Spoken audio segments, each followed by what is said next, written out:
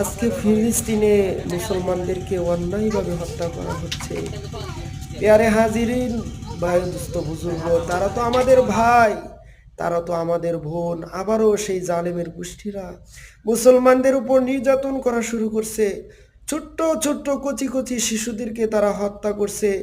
এবং ওই গুজরাটের কসাইরা মুসলমানদেরকে এমনভাবে হত্যা করতেছে, ছোট্ট ছোট্ট নিষ্পাপ শিশুদেরকে তারা এরকমভাবে মারতেছে আর বলতেছে বল শ্রীরাম শ্রীরাম বলতেছে। ও মুসলমান, তুমি কোথায় বসে আছো? আজকে সেই ইহুদি খ্রিস্টানদের কালচার নিয়ে তুমি বসে আছো। মুসলমানদের সংস্কৃতি তামাদ্দুন ভুলে আজকে তুমি সেই ইহুদি খ্রিস্টানদের সংস্কৃতি নিয়ে বসে আছো। সেই আর্জেন্টিনা আর ব্রাজিলের পতাকা তোমার বাড়িতে উড়াও, তোমার লজ্জা থাকা দরকার মুসলমান। তুমি তাকায় দেখো, আজকে মিডিয়ার ভিতর তাকায় দেখো, তোমার আমার ওরা তো আমার তোমারই কলিজার টুকরা ভাই বোন, ওরা তো আমাদের স্বজাতি। আজকে মুসলমান ছোট্ট ছোট্ট বাচ্চাদেরকে মারতেছে, আজকে নারীদেরকে ধর্ষণ করতেছে, বাবার সামনে সন্তানকে মারতেছে, সন্তানের সামনে বাবাকে মারতেছে। আরে হাজিরিন, আর বসে থাকার সময় না।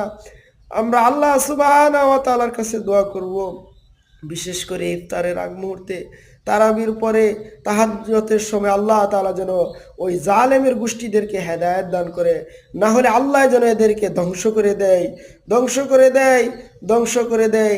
আজকে ইন্ডিয়ায় এবং ফিলিস্তিনে, গোটা পৃথিবীতে আজকে তাকায় দেখো, শুধু মুসলমানদের আর্তনাদ, মুসলমানদের আর্তনাদ, ছোট্ট ছোট্ট শিশুদের চিৎকার, ছোট্ট ছোট্ট শিশুদের আর্তনাদ, তারা কেমনে কান্না করতেছে। তুমি কি পারতে তোমার সামনে যদি তোমার সন্তানকে এভাবে হত্যা করতো, এভাবে যদি তোমার বোনকে তোমার সামনে ইজ্জত লুণ্ঠন করতো?